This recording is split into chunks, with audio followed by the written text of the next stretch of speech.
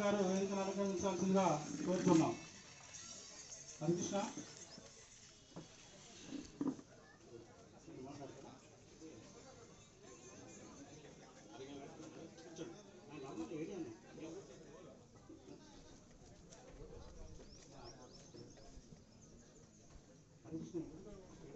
హరికృష్ణ రండి సరే.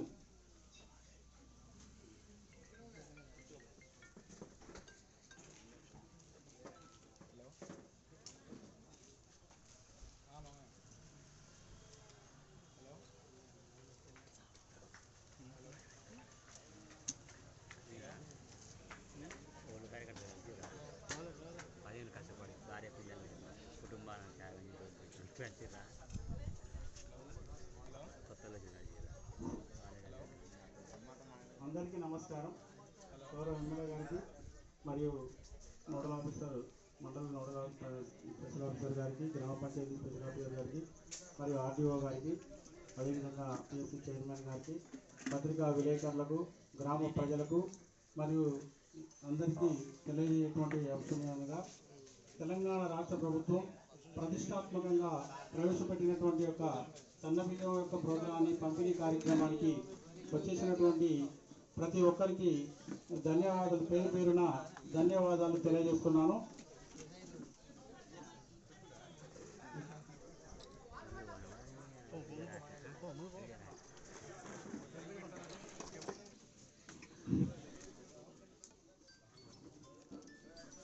ఈరోజు పెద్దముప్పారం ప్రజాపాలన ప్రగతి పాలన సన్నబియ్యం పంపిణీ కార్యక్రమానికి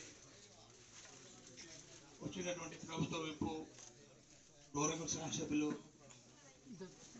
రామలింగ నాయక్ గారికి, ఆర్డీఓ గారికి, నోడల్ ఆఫీసర్ గారికి, సోదరుడు పిహెచ్సి చైర్మన్ రాము గారికి మరియు ఎంఈఓ గారికి, ఏఈ ట్రాన్స్కో, ఆర్డబ్ల్యూఎస్, ఇంట్రా, mission Bhagiratha, PR, R and B, SRSP అధికారులకు మరియు ఎండిఓ, ఎంఆర్ఓ అందరికీ పేరు పేరున స్వాగతం. ఈ సన్నబియ్యం పంపిణీ కార్యక్రమం వచ్చిన అందరికీ, కాంగ్రెస్ పార్టీ కుటుంబ సభ్యులకి, కాంగ్రెస్ పార్టీ కార్యకర్తలకి, అన్నలకి, అక్కలకి పేరు పేరున స్వాగతం, సుస్వాగతం. ఈ సభను ఉద్దేశించి మన Narsulapet mandal special officer DFO Veerana గారిని సభను ఉద్దేశించి 2 నిమిషాలు మాట్లాడాల్సిందిగా మనవి చేస్తున్నాం.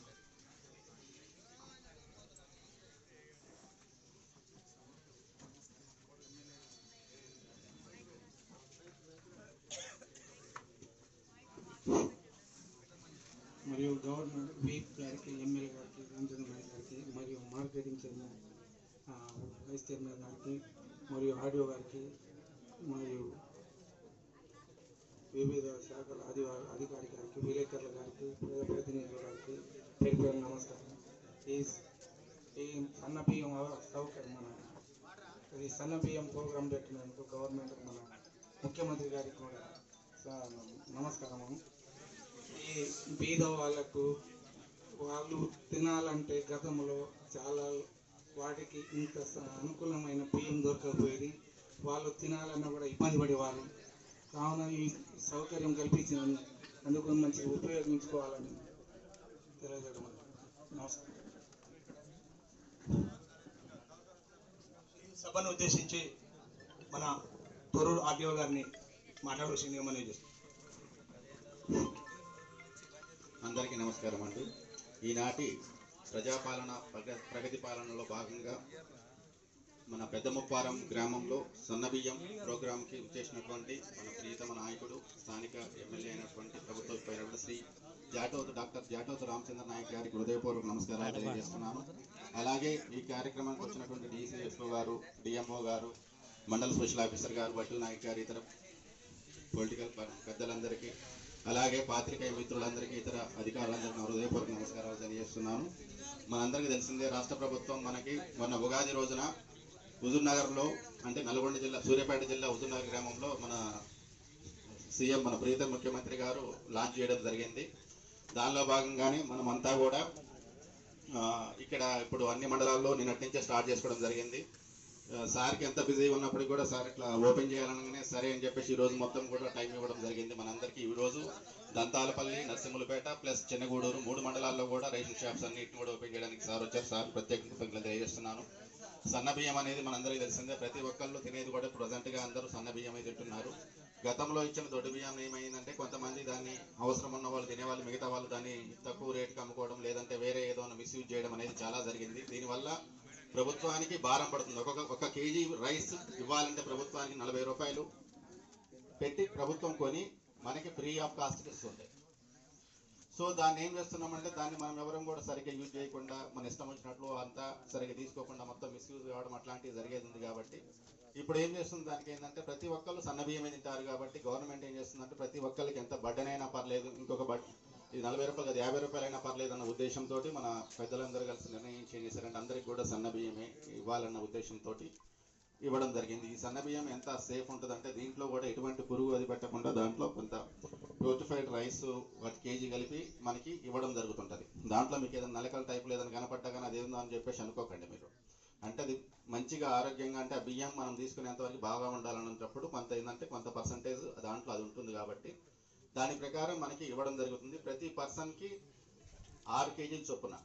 ఇదివరకు ఏంటంటే లిమిట్ ఉండేది, ఇప్పుడు లిమిట్ లేదు. ఎంతమంది కుటుంబ సభ్యులు ఉంటే అంతమంది కుటుంబ సభ్యులకి 6 కేజీలు చొప్పున ప్రతి ఒక్కరికి కూడా మనకి ఇవ్వడం జరుగుతుంది. అలాగే ఇప్పుడు రేషన్ కార్డు సంబంధించి మనం ఎంక్వైరీ జరగడం జరిగింది. ఎంక్వైరీ చేసినప్పుడు కొన్ని కార్డ్స్ ఆల్రెడీ యాడ్ అయినవి, కొన్ని ప్లస్ కొత్తగా అప్లై చేసుకున్న వాళ్ళది కూడా మొత్తం కూడా ఎంక్వైరీ చేసి వాళ్ళవి కూడా రెడీగా ఉన్నాయి. కాబట్టి వాళ్ళకు కూడా ఈ తొందరలోనే కొత్త కార్డ్స్ వచ్చే అవకాశం ఉంది. కాబట్టి ప్రజెంట్గా తీసుకుంటే మనకి దంతాలపల్లి మండలంలో తీసుకుంటే 1980 కార్డ్స్ ఉన్నాయి. ఓన్లీ మన పెద్ద ముప్పారంలోనే దాదాపు 390 క్వింటాళ్ళు మనము పెద్ద ముప్పారానికే ఈ సన్న బియ్యం అనేది ఇవ్వడం జరుగుతుంది. కాబట్టి ఈ కార్యక్రమంలో అందరూ పార్టిసిపేట్ చేసి అందరూ కూడా రైతును సద్వినియోగం చేసుకుంటారని ఆశిస్తూ నాకు అవకాశం ఇచ్చినందుకు ధన్యవాదాలు తెలియజేస్తూ థ్యాంక్స్.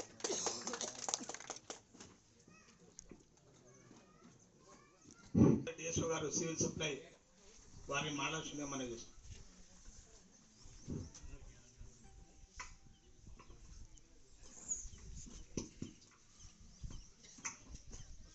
ఈరోజు మన తెలంగాణ రాష్ట్ర ప్రభుత్వం ప్రతిష్టాత్మకంగా చేపడుతున్న సన్నబియ్య పంపిణీ కార్యక్రమానికి అఫీషియల్గా లాంచింగ్ చేయడానికి విచ్చేసినటువంటి మన గౌరవ శాసనసభ్యులు గారికి, దాని తర్వాత వేదిక మీద కూర్చున్నటువంటి పెద్దలకి, ఈ కార్యక్రమం చేసినటువంటి పత్రికా మిత్రులకి, మన రేషన్ కార్డ్ హోల్డర్స్ అందరికీ, బెనిఫిషియరీ అందరికీ కూడా పేరు పేరున హృదయపూర్వక నమస్కారం.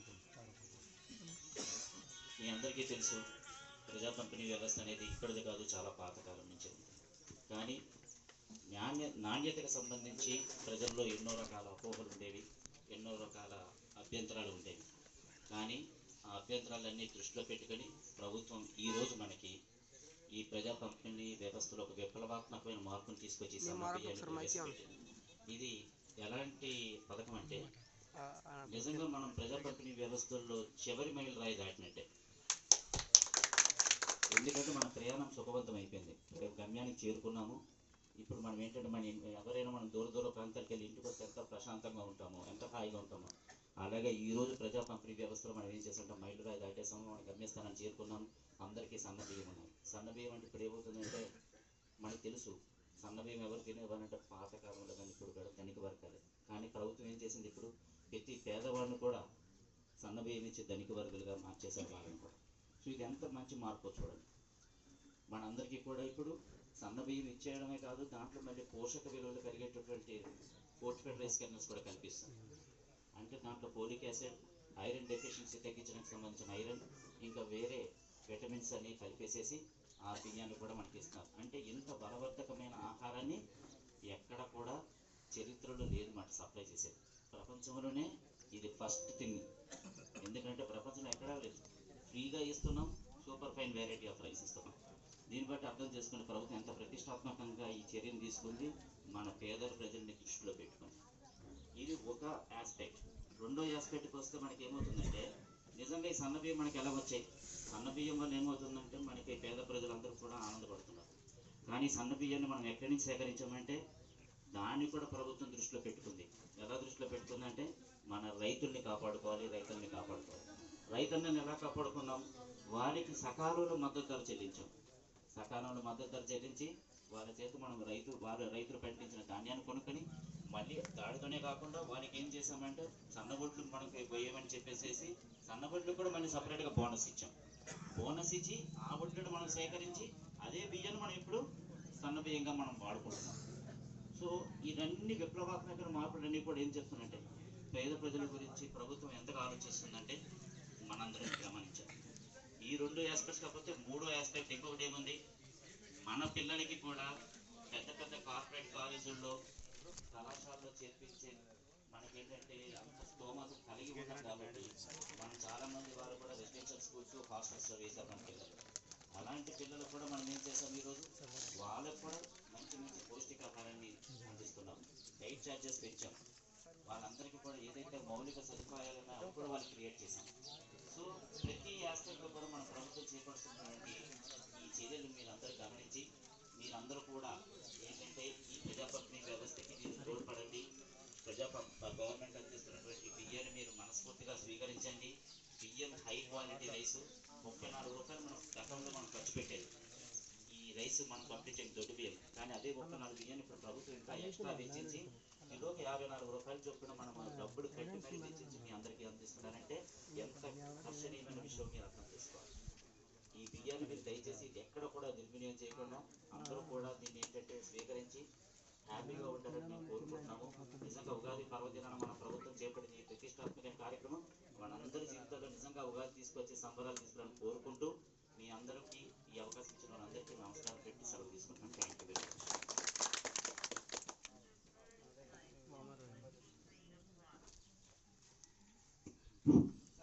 మన డిఎస్ఓ ప్రేమ్ కుమార్ గారు బాగా చెప్పారు. ఒకటే సార్, ఎందుకంటే చిన్న స్మార్ట్ రిక్వెస్ట్ ఏంటంటే ఆర్డీఓ గారు ఉన్నారు, కృష్ణమేని మేడం గారు ఉన్నారు, మీరున్నారు, మన ఎమ్మెల్యే గారు ఉన్నారు. కాబట్టి నిన్న దంతాలపల్లిలో ఓపెనింగ్ మేము పోతే 50 కేజీల బ్యాగ్ను 43-46 కిలోలే వస్తున్నాయి సార్. 100 క్వింటాల రైస్ తీసుకున్న డీలర్కి 6 క్వింటాల వరకు లాస్ వస్తుంది. దాన్ని కొంచెం రెక్టిఫై చేయవలసిందిగా మనం చేస్తున్నాం సార్. ఇప్పుడు పెద్దలు మన డోర్నకల్ శాసన సభ్యులు ప్రభుత్వ వైపు ఈ సభను ఉద్దేశించి మాట్లాడవలసిందిగా మనం చేస్తాం.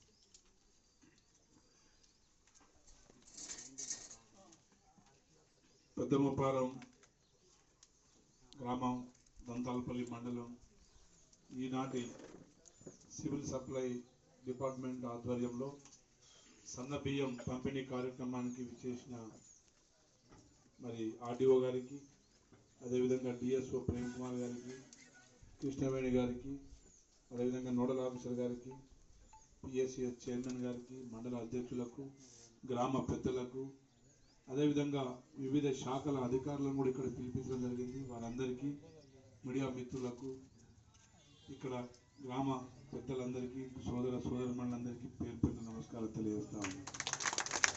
ముఖ్యంగా తెలంగాణ రాష్ట్రంలో మరి కాంగ్రెస్ ప్రభుత్వం పగ్గాలు చేపట్టిన తర్వాత ఇచ్చిన ప్రతి హామీని నెరవేర్చే ప్రయత్నం ఈ రాష్ట్రంలో ముఖ్యమంత్రిగా రేవంత్ రెడ్డి గారు ముందు తీసుకెళ్తా ఉన్నారు. వాస్తవంగా రాష్ట్ర ప్రభుత్వం ప్రమాణ స్వీకారం చేసే నాటికి రాష్ట్ర ఆర్థిక వ్యవస్థ మొత్తం మరి 7-8 లక్షల కోట్లు అప్పుల్లో మరి రాష్ట్రాన్ని గత ప్రభుత్వం మనకు అప్పచెప్పడం జరిగింది. అయినా కానీ అప్పులో ఉన్న రాష్ట్రాన్ని అవినీతిని తగ్గించి దుబారా ఖర్చులన్నీ గత ప్రభుత్వం కాళేశ్వరం, మిషన్ భగీరథ, మిషన్ కాకతీయ పేర్ల మీద ప్రజాధనాన్ని కొల్లగొట్టినట్టు మరి అలాంటి దుబారా ఖర్చులు తగ్గించి ప్రజల మీద ఎలాంటి భారం వేయకుండా ఈ సంవత్సరాల కాలంలో లిక్కర్ రేటు కానీ, భూముల రేట్లు, రిజిస్ట్రేషన్ స్టాంప్ డ్యూటీల రేట్లు కానీ, అదేవిధంగా వేరే నిత్యావసర రేట్లు కానీ, పెట్రోల్ డీజిల్ రేట్లు కానీ ఏది పెంచకుండా ప్రజల మీద భారం వేయకుండా ఇచ్చిన ప్రతి హామీని నెరవేర్చుకునే కార్యక్రమం ఈ రాష్ట్రంలో మరి పెద్దలు రేవంత్ రెడ్డి గారు ముందు తీసుకెళ్తా ఉన్నారు. మరి గత ప్రభుత్వం 10 సంవత్సరాల కాలంలో రైతులకు రైతు భరోసా అని, రైతు బంధు అనే ఒక 4,000-5,000 ఇచ్చినట్టు ఇచ్చి ఎక్కడ ఏ ఒక్క కార్యక్రమం కూడా ప్రజలకు సంక్షేమ పథకాలు తీసుకెళ్ళలేదు. అది వాస్తవం కాదో మీరు కూడా ఒకసారి ఆలోచించుకోవాలి. ఇంటికి ఒక ఉద్యోగం అన్నారు, ఇయ్యలే. డబుల్ బెడ్రూమ్ ఇండ్లు అన్నారు, ఇంకా దర్వాజాలు కూడా వేయలే. ఏ లబ్ధిదారునికి ఆ ఇల్లు కేటాయించలే. 3 ఎకరాల భూమి దళిత గిరిజన సోదరులకు అని చెప్పారు, ఎక్కడ వేయలే. అదేవిధంగా మండలానికి 50 పడకల ఆసుపత్రి అన్నారు. మరి నియోజకవర్గానికి లక్షల ఎకరాల నీళ్లు సాగునీరు ఇస్తామన్నారు. కానీ ఏది ఇవ్వకుండానే రాష్ట్రాన్ని అప్పుల్లో తీసుకుపోయారు. కేవలం 3 పనులు, భగీరథ, మిషన్ కాకతీయ, కాళేశ్వరం పేర్ల మీద మరి అప్పులు కుప్పలుగా చేసి రాష్ట్రాన్ని రైతులకు ఇవ్వాల్సిన రైతు సబ్సిడీలన్నీ బంద్ చేసి, డ్రిప్ ఇరిగేషన్ కావచ్చు, పనిముట్ల సబ్సిడీలు కావచ్చు, ట్రాక్టర్ల సబ్సిడీలు కావచ్చు, అన్ని బంద్ చేసి ఒక రైతు బంధు ఇచ్చినట్టు ఇచ్చి మరి కేసీఆర్ ఏదో చేసిండులే అని చెప్పి అనిపించుకునే ఒక కార్యక్రమం చేపట్టింది. కానీ మన ప్రభుత్వం వచ్చిన తర్వాత మరి ఆడవాళ్లకు ఆర్టీసీ బస్సు ఉచితంగా ప్రయాణం కల్పించడం జరిగింది. అదేవిధంగా మహిళా సంఘాలని బలోపేతం చేసేందుకు మరి మహిళా సాధికారత కోసం మరి వడ్డీ లేని రుణాలు ఇస్తూ మహిళలతోని సోలార్ పవర్ ప్లాంట్లు, ఆర్టీసీ బస్సు మరి ఓనర్లుగా, అదేవిధంగా మహిళా క్యాంటీన్లు, స్కూల్ యూనిఫామ్లు కుట్టే కార్యక్రమాలు ఇవన్నీ మహిళలతో చేపించడం జరుగుతుంది. అదేవిధంగా మహిళలనే ఇంటి యజమానిగా గుర్తించి మహిళల పేరు మీదనే రేపు ఇందిరమ్మ ఇల్లు కూడా ఇవ్వబోతా ఉన్నాం. ఆరోగ్యశ్రీ గతంలో ఉన్న జబ్బులన్నీ తీసేసింది గత ప్రభుత్వం. మన ప్రభుత్వం వచ్చిన తర్వాత ఇప్పుడు 1450 జబ్బులకు 5 లక్షలు ఉన్న బీమా పథకాన్ని మరి 10 లక్షలకు పెంచి ఆరోగ్యశ్రీ బీమా పథకాన్ని కూడా అమలు చేస్తున్నాము. అదేవిధంగా కొత్తగా 160 జబ్బుల్ని కూడా, మోకాల చిప్పల ఆపరేషన్లు కూడా నిమ్స్లో, ఉస్మానియా గాంధీ ఆసుపత్రి లాంటి ఆసుపత్రులలో ఉచితంగా చేపించే కార్యక్రమం నడుస్తూ ఉంది. మరి 500కే గ్యాస్ సిలిండర్ కూడా ఇస్తా ఉన్నాం. అదేవిధంగా 200 యూనిట్ల కరెంటు ఫ్రీగా ఇస్తా ఉన్నాం. మరి రైతులకు రైతు రుణమాఫీ సరే కొంతమంది రాలే, కానీ దాదాపుగా 25 లక్షల మందికి ఈ రాష్ట్రంలో ఇవ్వడం జరిగింది.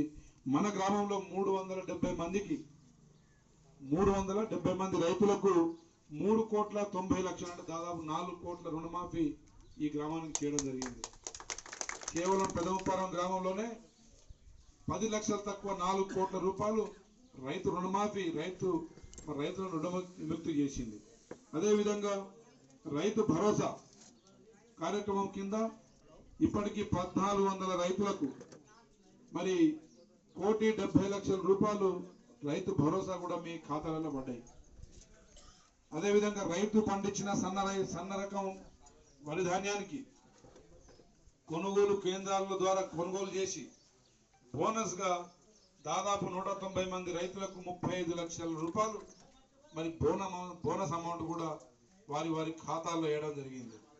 ఇప్పటికీ ఈ సంవత్సరం 3 నెలల్లో సీఎం రిలీఫ్ ఫండ్ చెక్కుల కింద 15 మందికి దాదాపు 7 లక్షల రూపాయలు సీఎం మరి రిలీఫ్ ఫండ్ కింద, సహాయ నిధి కింద మరి ప్రైవేట్ ఆసుపత్రులలో చికిత్స చేయించుకున్న వారికి 7 లక్షల వరకు మరి చెక్కుల పంపిణీ చేయడం జరిగింది.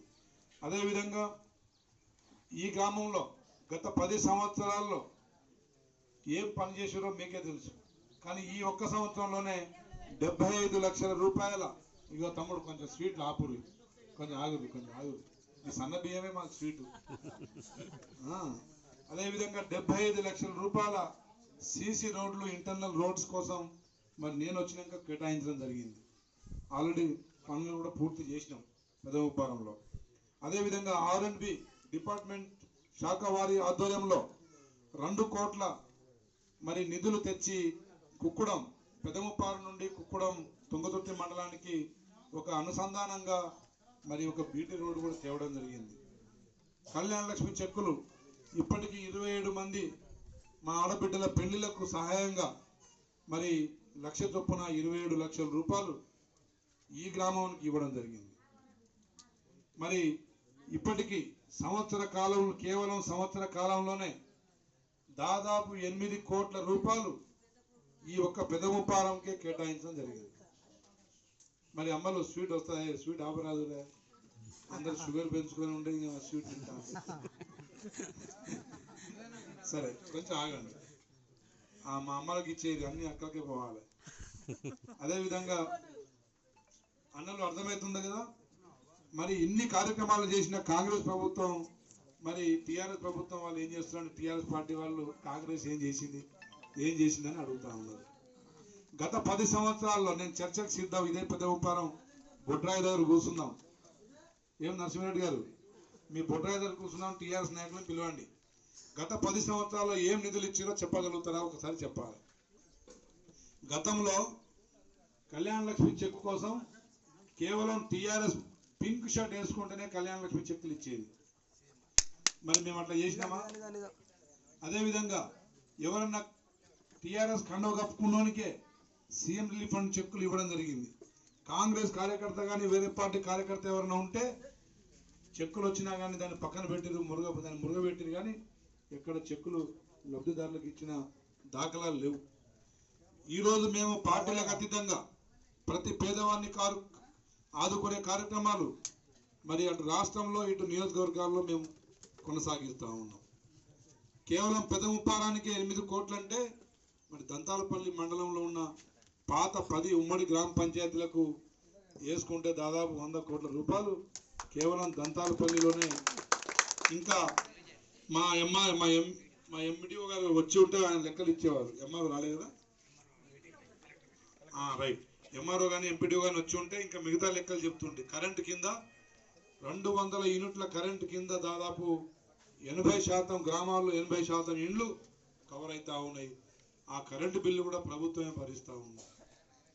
అదేవిధంగా గ్యాస్ సబ్సిడీలు, ఇంకా వివిధ రకాల సబ్సిడీలు, ఆర్టీసీ బస్సు ప్రయాణంలో మహిళలు ఇప్పటిదాకా చేసిన ప్రయాణం ఈ మండలానికి ఎంత అయింది కూడా లెక్కలు ఉన్నాయి. మరి ఇన్ని పేద బడుగు బలైన వర్గాల కోసం ఇన్ని సంక్షేమ కార్యక్రమాలు మరి ప్రభుత్వం తీసుకుంటా ఉంటే టీఆర్ఎస్ వాళ్ళు కళ్ళు మండి రోజు రేవంత్ రెడ్డి గారిని నిందించే కార్యక్రమం చేపడతా ఉన్నారు. మరి గతంలో సన్నాసులు ఎందుకు చేయలేదు ఒకసారి ప్రశ్నించండి. గతంలో ఇందిరమ్మ ఇల్లు, డబుల్ బెడ్రూమ్ ఇల్లు వాళ్ళ కార్యకర్తలు 1,00,000 రూపాయలు 2 లక్షలు ఎవరైతే ఇచ్చారో వాళ్ళకి ఇచ్చారు. కానీ మన ప్రభుత్వం 3,500 ఇండ్లు ఈ నియోజకవర్గానికి ఇప్పటికే లబ్ధిదారులను గుర్తించడం జరిగింది. కొన్ని పైలట్ గ్రామాల కింద ఇక్కడ రామారం గ్రామం తీసుకోవడం జరిగింది. అదేవిధంగా ఇంకొక 15-20 రోజుల్లో ఈ నెల ఆఖరికల్లా మీ గ్రామానికి కూడా ప్రతి గ్రామంలో లబ్ధిదారులను ఫైనల్ చేసి మరి భూమి పూజ కార్యక్రమం కూడా ఉంటుందని చెప్పి తెలియజేస్తా ఉన్నా. అన్నలారా, మరి ఇందిరమ్మ ఇండ్ల విషయంలో కూడా పంచాయత్ సెక్రటరీలు మరి అనవసరంగా మీరు బదనాం కాకండి. ఇక్కడ ఎవరు పంచాయత్ సెక్రటరీ? మీరు లబ్ధిదారులను గుర్తించే దగ్గర యాప్లో తీసుకోవట్లే అని చెప్పేసి అసలు లేని వాళ్ళని మీరు ఇబ్బంది పెట్టకండి. మీరు కానీ మండలంలో ఇంకా పంచాయత్ సెక్రటరీలకు చెప్పండి, నిజంగా లేని వారికి, కట్టుకోగలిగే వారికి ఫస్ట్ ప్రాధాన్యత ఇవ్వండి.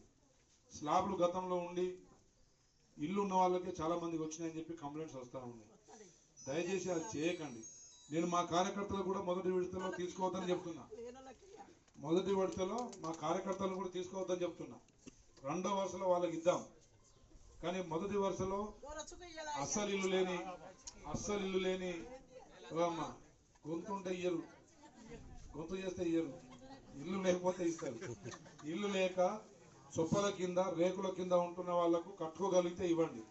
ఇల్లు శాంక్షన్ అయినాక మీరు కట్టకపోతే కూడా డబ్బులు రావు. మీరు బేస్మెంట్ లేపితేనే కొంత అమౌంట్ రిలీజ్ అవుతుంది, పిల్లర్లు వేసినాక కొంత అమౌంట్ రిలీజ్ అవుతుంది, స్లాబ్ వేసినాక మిగతా అమౌంట్ రిలీజ్ అవుతుంది. కాబట్టి అనలారా, ముందు లబ్ధిదారులను గుర్తించే దానిలో కూడా నిజంగా ఇల్లు లేని వాళ్ళు ఇల్లు కట్టుకోలేకపోతే కూడా కష్టమే. మరి కట్టుకోలేని పరిస్థితి ఉన్న వాళ్ళకు మహిళా సంఘాల ద్వారా కూడా కొంత రుణాలు కల్పించే కార్యక్రమం కూడా చేపడతా ఉన్నాం. కాబట్టి ఈ ప్రభుత్వం పేద బడుగు బలైన వర్గాల ప్రభుత్వం.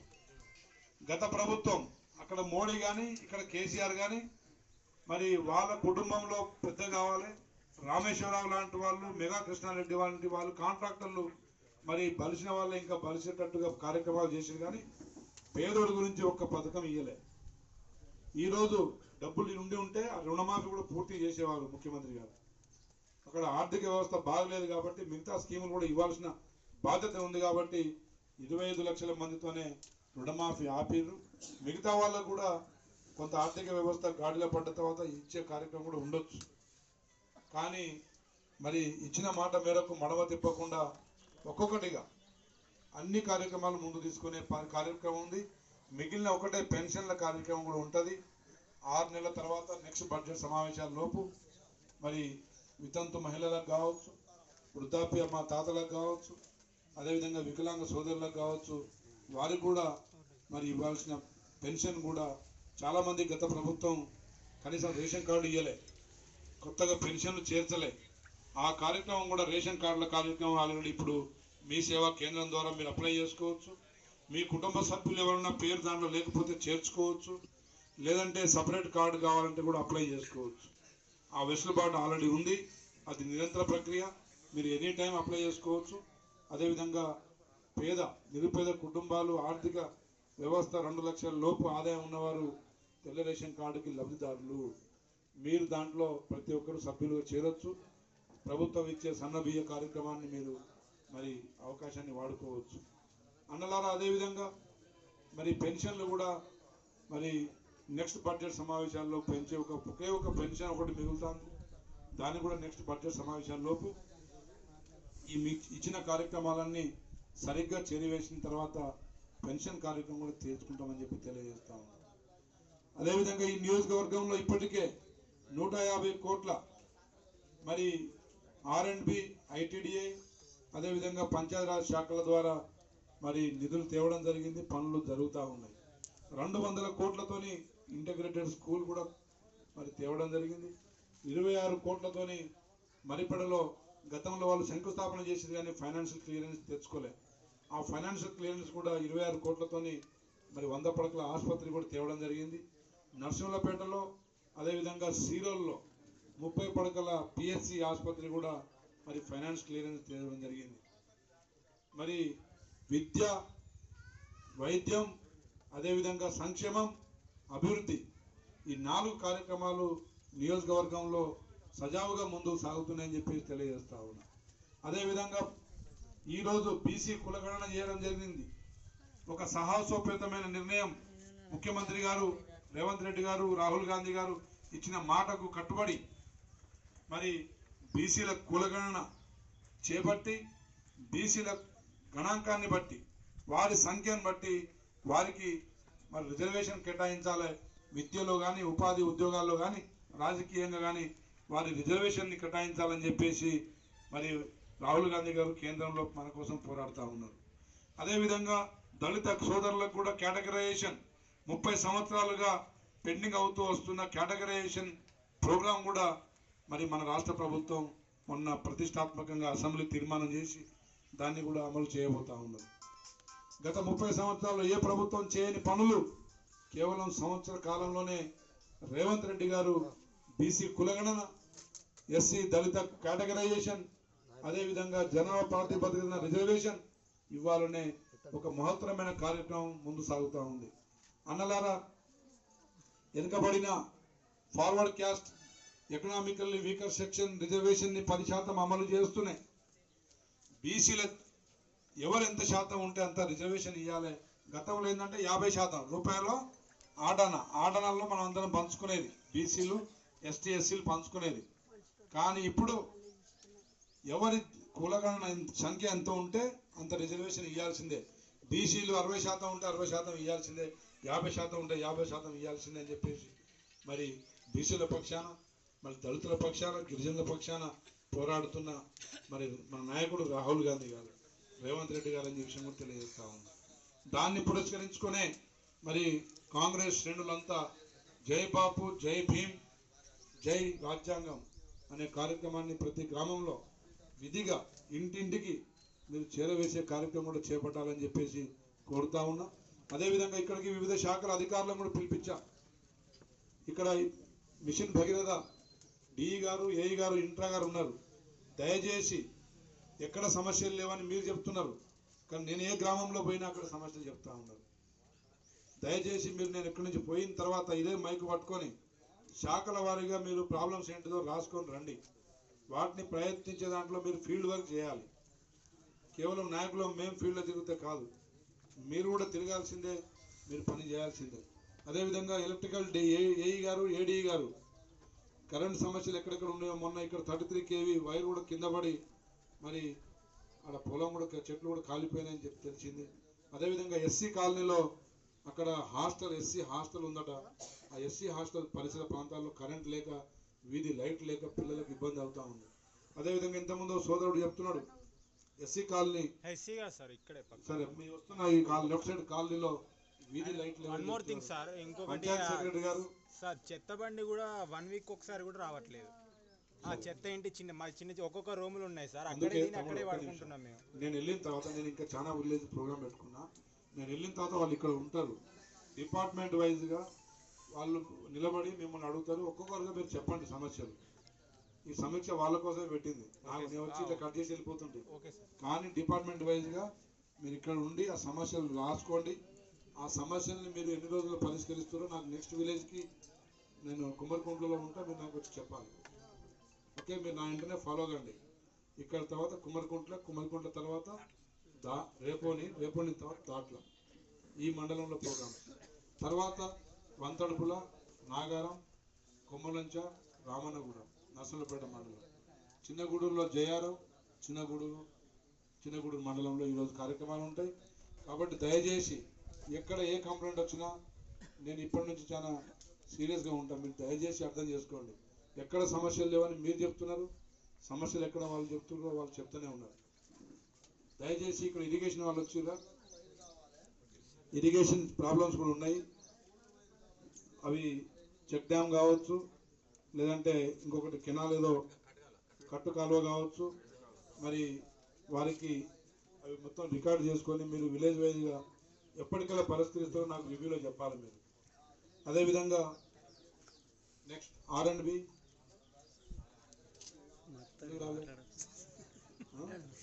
ఆయన తిరుపతిలో ఉంటే వేరే ఆఫీసులు రావాలి కదా. మరి పంచాయతీరాజ్ ఉన్నా ఒకటి వచ్చి కనబడిపోవాలి.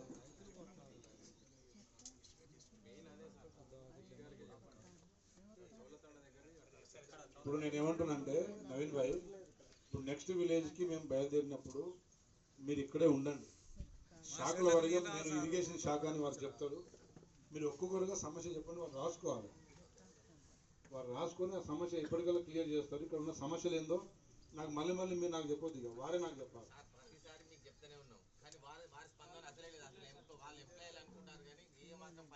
అందుకే వారిని కూడా పిలిపించిన.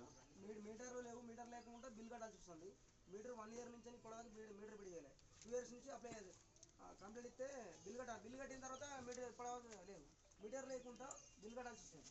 అందరికి లేదా, మీ ఒక్కరికి లేదా? మాది లేదు సార్. నీ ఒక్కరికి లేదు. ఒక్కరి గురించి కాదు, అందరి గురించి ఏమైనా సమస్య ఉంటే చెప్పండి. ఒక్కరి సమస్య ఉంటే చెప్పండి. కానీ దంతాలపల్లి పక్క నుంచి కెనాల్ కాలు పోతే ముప్పారం ఊరకు ఈ చెర్లకు మొత్తం నీళ్ళు మాకు అది కావాలి. మెయిన్ రైతుల గురించి ఇంతమంది రాజకీయ నాయకులు ఉన్నారు ఊళ్ళో, ఎవరు కూడా ముందు పడతలేదు. మాకు ఈ చెర్లు మొత్తం సస్యశ్యామలం కావాలి. గుద్దవాకి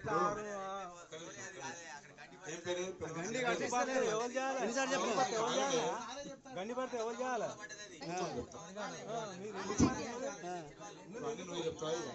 చెప్పాలిగా మేము తమ్ముడు ఒక్క నిమిషం. ఏం పేరే? ఆ చెక్ డ్యామ్ ఆనకట్ట ఏదైతే తెగిందో ఆనకట్ట ఫస్ట్ ఎస్టిమేషన్ పోయింది. ఎస్టిమేషన్ ఏంటంటే గతంలో అది రాయితో కట్టింది, దాన్ని సిమెంట్తో పంపించింది ఎస్టిమేషన్. ఆ సిమెంట్తో కాంక్రీట్తో చేస్తామని చెప్పి పంపిస్తే అక్కడ వాళ్ళు అధికారులు పైన ఈఎన్సీ స్థాయిలో ఉన్న వాళ్ళు రాయితో కట్టింది, రాయితోనే ఎస్టిమేషన్ పంపించాలని చెప్పి వాపసు పంపించారు. తర్వాత నేను వచ్చిన తర్వాత ఆ విషయం తెలిసి మళ్ళీ రాయితోనే ప్రపోజల్ పంపించాను. చెప్పేది ఉన్నాయి, నువ్వే ఒప్పుకుంటే చెప్తా. అయితే ప్రభుత్వం ఊరికే ఇక్కడ నుంచి మనం డిమాండ్ చేయగానే పైనుంచి శాంక్షన్ కావు. దాని మీద కొంత కసరత్తు జరుగుతూ ఉంది. ఆ కసరత్తు ఎప్పటికల్లా అవుతుందో నేను వారితో రివ్యూలో మాట్లాడతా. మీరు ఆవేశం చూపిస్తే కాదు, వాళ్ళకి సమస్యలు చెప్పండి, రాసుకుంటారు. నేను వాళ్ళని పిలిచింది మీతో గొడవపెట్టడానికి కాదు. ఒక్కొక్కటిగా మీరు చెప్పుకుంటే వాళ్ళు రాసుకోవాలి. ఏ సమస్య ఎప్పటికల్లా క్లియర్ అవుతుందో నేను మళ్ళీ రివ్యూ పెట్టుకుంటా. కాబట్టి గ్రామాల వారీగా నాతో పాటు వాళ్ళు కూడా వస్తారు. దయచేసి డి గారు మీ పేరు రాజ్ కుమార్ మాకు చిట్టపాలెం స్వామిదాస్ ఈ ముప్పారం రోడ్ కావాలి స్వామిదాస్ సార్. గారు బ్రిడ్జి రోడ్ కావాలి. చిట్టపాలెం టు ముప్పారం బ్రిడ్జి డౌన్లో రోడ్ కావాలి మాకు. అవన్నీ నేను మళ్ళీ మాట్లాడతా. ఈ ఆర్ఎన్బి రాలేదు, పంచాయతీరాజ్ రాలేదు, అది ఒకసారి నేను మళ్ళీ పంపిస్తాను. మీరు స్వామిదాస్ గారు ఇక్కడ ఒక ట్యాంక్కి నిచ్చెన లేదా, ట్యాంక్ పైన కనెక్షన్ లేదు.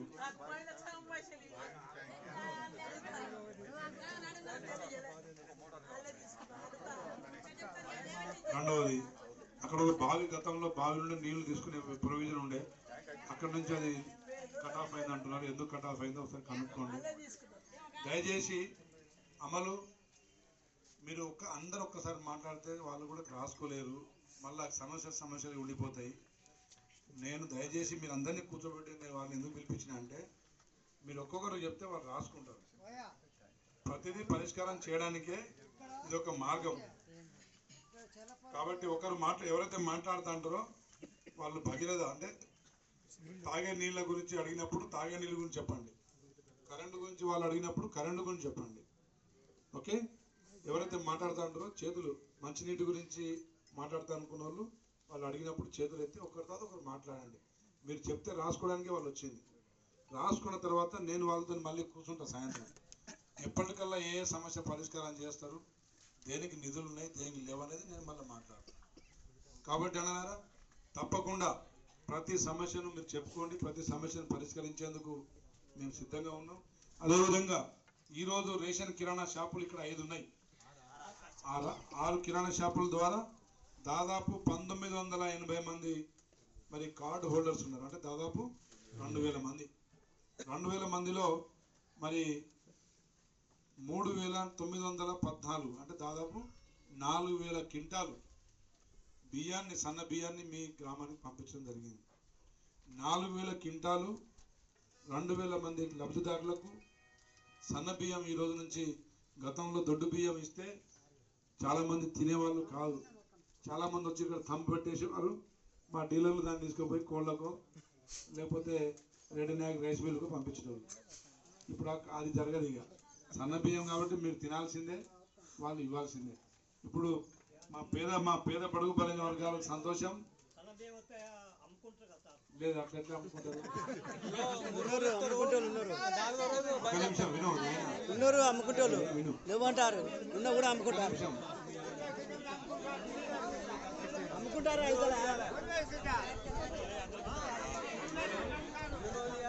ఒక నిమిషం అన్నలు. జై కాంగ్రెస్, జై కాంగ్రెస్. నువ్వు ఒక్కడు మాట్లాడినా మొత్తం డిస్టర్బ్ చేసావు. నేను ఏమంటున్నా, చెప్పేది ఆయన, అదే చెప్పేది నువ్వు పూర్తి వింటే నీకు అర్థమవుతుంది. నేను ఇక్కడ లెక్క చెప్పినా లేదా, 2000 మంది కార్డు హోల్డర్స్ ఉన్నారు. 3900 అంటే 4000 క్వింటాల్ రైస్ వచ్చింది. లెక్కే ఉంటుంది. సివిల్ సప్లై వాళ్ళు, విజిలెన్స్ వాళ్ళు ఇప్పటి నుంచి స్ట్రిక్ట్గా ఉంటారు. మీకు సన్న బియ్యం వచ్చినందుకు ఆనందం, కానీ డీలర్లకు మాత్రం కష్టాలు స్టార్ట్ అయినట్టు. కాబట్టి వాళ్ళ ముందే చెప్తున్నా, ప్రతి ఒక్క వ్యక్తికి 6 కిలోల చొప్పున ఇవ్వాలి. ఇటు వినండి, 2000 మంది కార్డు హోల్డర్స్ ఉన్నారు. ఒక్కొక్క కార్డులో 2 ఉండొచ్చు, ఒక్కొక్క కార్డులో 4 ఉండొచ్చు. మొత్తం 2000 కార్డులకు ఎంతమంది లబ్ధిదారులు ఉన్నారనేది ఒక లెక్క ఉంటుంది. నాకు తెలిసి 2000 మంది కార్డు హోల్డర్స్ అంటే 5000 నుంచి 6000 మంది లబ్ధిదారులు ఉంటారు. ప్రతి ఇంట్లో 2-3 అయితే మినిమం ఉంటారు. కాబట్టి 4 నుంచి 5000 మంది ఉన్నారంటే ఇంటూ 6, ప్రతి వ్యక్తికి 6 కేజీల బియ్యం. మీకు ఆడ తక్కువ వచ్చినా ఎక్కువ వచ్చినా ఆయన 6 కేజీల చొప్పున మీకు ఇవ్వాల్సిందే. ప్రతి వ్యక్తికి 6 కేజీలు అంటే ఒక కుటుంబంలో 4 ఉంటే 24 కేజీలు ఇవ్వాలి. 5 ఉంటే 30 కేజీలు ఇవ్వాల్సిందే. ఆ లెక్క ప్రకారం మీకు ఎవరైతే రాదో మీరు కంప్లైంట్ ఇవ్వచ్చు, ఎంఆర్ఓ గారికి కానీ ఆర్డీఓ గారికి కానీ.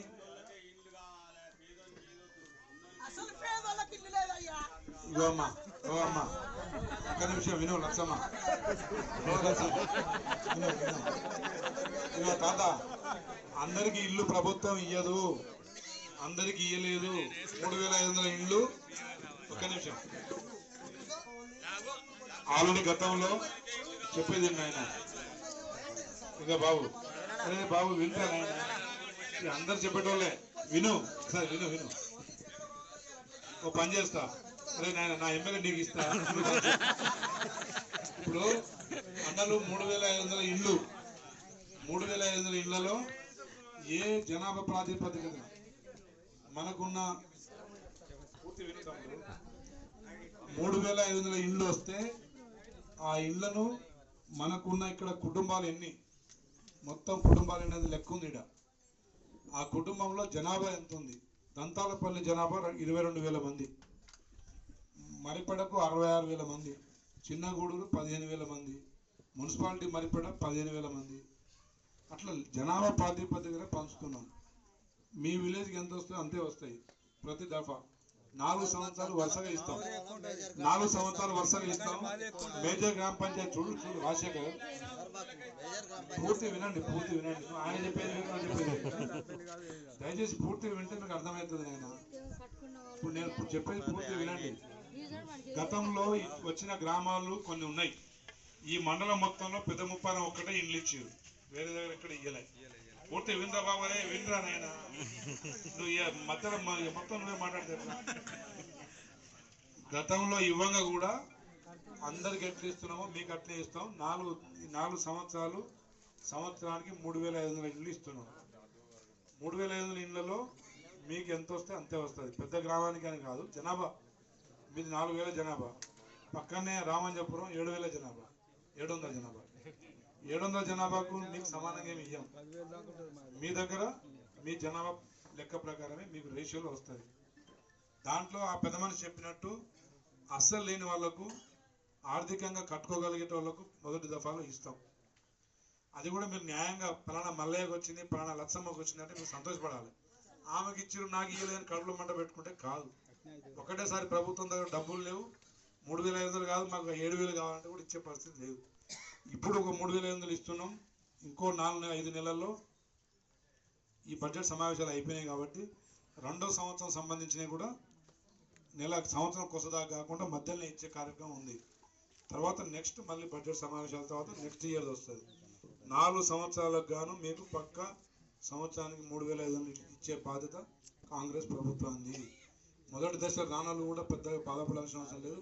2వ వరుసలు రావచ్చు, లేదంటే 3వ వరుసలు రావచ్చు, 4వ వరుస. గత ప్రభుత్వం ఇచ్చింది మొత్తం మండలంలో ఇచ్చిన ఇండ్లు ఏంటంటే 250 ఇండ్లు మొత్తం మండలంలో. ఈసారి ఈ మండలానికి మొదటి దశలో ఎంత వచ్చింది మన లెక్క? 500 ఇండ్లు వస్తున్నాయి మొత్తం మండలానికి మొదటి వరుసలో. మళ్ళీ 4-5 నెలల్లో ఇంకో 500 వస్తాయి. 3వ వరుసలో కూడా 500 వస్తాయి. ఆ ప్రకారంగా మీరు లేనోళ్ళను ముందు న్యాయం చేయండి. అందరికీ ఒకేసారి రావు. ప్రభుత్వం దగ్గర అంత బడ్జెట్ కూడా లేదు. లేని ఆశను లేపి మిమ్మల్ని ఇబ్బంది పెట్టే కార్యక్రమం మేము చేయం. అదేవిధంగా వారు ఇచ్చిన 400 ఎస్ఎఫ్టీ మందం కట్టుకోవాలి. ఒకవేళ ఒక 150 అటు ఇటు ఉన్నా యాక్సెప్ట్ చేస్తాం. కానీ నేను బంగ్లా కట్టుకుంటా పెద్దది 1000 ఎస్ఎఫ్టీ కట్టుకుంటా అంటే బిల్ రాదు. 1000 ఎస్ఎఫ్టీ కడుతున్నా అంటే అట్లాంటి వాళ్ళు ఉన్నారు నాయన, నువ్వు ఒక్కడే కాదు, అట్లాంటి వాళ్ళు ఉన్నారు. నాకు కొంచెం మా పట్టణాయకు లాంటి వాళ్ళు నేను 1000 ఎస్ఎఫ్టీ కట్టుకుంటా మంచి కట్టుకుంటా అంటే కుదరదు. 400 ఎస్ఎఫ్టీనే, దానికి ఒక 50-100 ఎస్ఎఫ్టీ అటు ఇటు.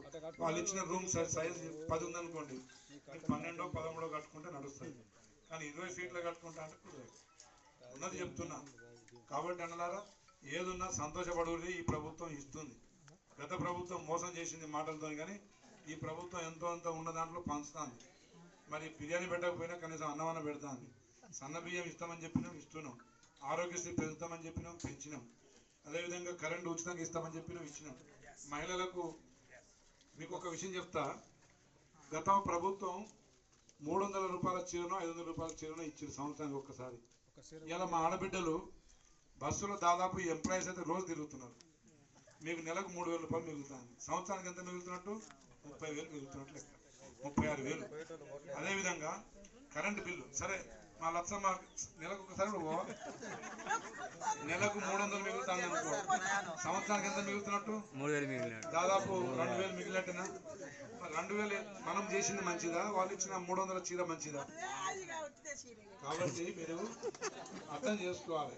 ఇప్పుడు మన ప్రభుత్వం ఇచ్చేది కనబడవు. ఇప్పుడు కరెంటు ఈ గ్రామానికి 80% ఇండ్లు 200 యూనిట్ల కరెంటు ఫ్రీ ఇస్తున్నాం. ఈ గ్రామానికి నాకు తెలిసి సంవత్సరానికి నెలకు ఒక 5 లక్షల మందం కరెంటు బిల్లు ప్రభుత్వమే భరిస్తుంది. అంటే ఇండైరెక్ట్గా మీకు తెలియకుండానే మీకు కరెంటు బిల్లు ప్రభుత్వం కడుతుందంటే మంచి కార్యక్రమం కాదా? మరి వాళ్ళు ఇచ్చిన చీర మంచిదా, మనం ఇచ్చిన కరెంటు ఆర్టీసీ బస్సు మంచిదా? మా ఆడబిడ్డలు ఒకసారి ఆలోచించుకోవాలి. మరి అన్ని ఇచ్చిన మా ముసలికి ఏమి ఇయ్యరని ఒక తాత లేపుతూనే ఉన్నాడు. అది కూడా ఇస్తాం, ఇంకో 6 నెలల్లో ఇస్తాం తాత. ఒక పెన్షన్ ఒకటే మిగులుతుంది, అది కూడా ఇస్తాం. రేషన్లు, ఇళ్ళు, అదేవిధంగా మహిళలకు ఇస్తామన్న కరెంటు, గ్యాసు, ఆర్టీసీ బస్సులు లేవు యాడితో. కాబట్టి మన తొలూరు వరంగల్ నుంచి ఒక బస్సు మా గురుపాలరెడ్డి గారు ఎండబడంగా ఒక బస్సు పొద్దున, ఒక బస్సు సాయంత్రం అయితే రప్పిస్తున్నా. ఇంకా బస్సుల సంఖ్య పెంచినాక ఇంకో బస్సు కూడా పెంచుతున్నాం. ఎక్కడికి ఏమి నవీన్ రెడ్డి గారు బస్సు ఒకటి పెట్టినాం కదా,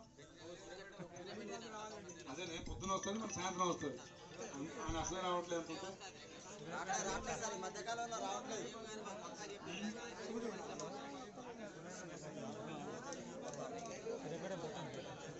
ఇప్పుడు బస్సులు సంఖ్య తక్కువ ఉన్నాయి. సరే పెరిగినప్పుడు అది కూడా ఇంకా పెడదాం. మరి ఆటోలు ఎట్లా బతకాలి? వాళ్ళు పరిచయం అవుతున్నారు. ఆటో గతంలో మీరు ఆటోను అలవాటు చేసారు కదా, ఇప్పుడు ఆటో వాళ్ళు ఏమంటారు? 2-3 ఆటోలు ఉడేసుకున్నారట. వాళ్ళు ఏమంటారు? మాకు బస్సులు పెడితే మేమేం కావాలండి. సరే ఏదో బస్సులు వస్తాయి. ఇక పెద్ద మనిషి ఇక నువ్వు ఇక నర్సన్న ఉన్న దాంట్లో సంతోషపడు. గత ప్రభుత్వం ముడ్డి మీద దండింది, అన్ని సంతోషంగా ఉన్నారు. 10 సంవత్సరాలు భరించి ఈ ప్రభుత్వం కనీసం గట్క పెడతాంది, సంతోషించు. నేను అనేది అది. ఓకే, మీరు అధికారులు దయచేసి స్వామిదాస్ గారు శాఖల వారికి మీరు దయచేసి మీరు కోఆపరేట్ చేయాలి. వాళ్ళు రాసుకుంటానికి సిద్ధంగా ఉన్నారు. నర్సన్న మీరు కొంచెంసేపు ఉండి ఒక్కొక్కటి మీరు వాళ్ళ సమస్యలంతా లిస్ట్ అవుట్ చేయండి. సేమ్ టైం ఆ లిస్ట్ ఒకటి నాకు కూడా ఇవ్వండి. శాఖల వారిగా నవీన్ రెడ్డి గారు హరికృష్ణ మనతో వస్తాను కదా, లేదు మరి అక్కడ లిస్ట్ మనకి ఇచ్చిరా? అక్కడ ఇచ్చిరా? అది నువ్వు ఇస్తావా ఈయన ఇవ్వాలన్నా? మరి నువ్వు ఇచ్చినప్పుడు మరి ఆయన రాకపోతే ఒక పని చేయండి. నవీన్ రెడ్డి గారు మీరు ఉండండి. ఉండి నాకు మీ సమస్యలన్నీ ఒక పేపర్ మీద నాకు ఇవ్వండి. మీరు చెప్పిన రాసుకురలేదో వాళ్ళు కూడా నేను చెక్ చేసుకుంటాను. ఓకే, జై కాంగ్రెస్, జై బాపు, జై రాజ్యాంగం. Thank you అన్నలారా.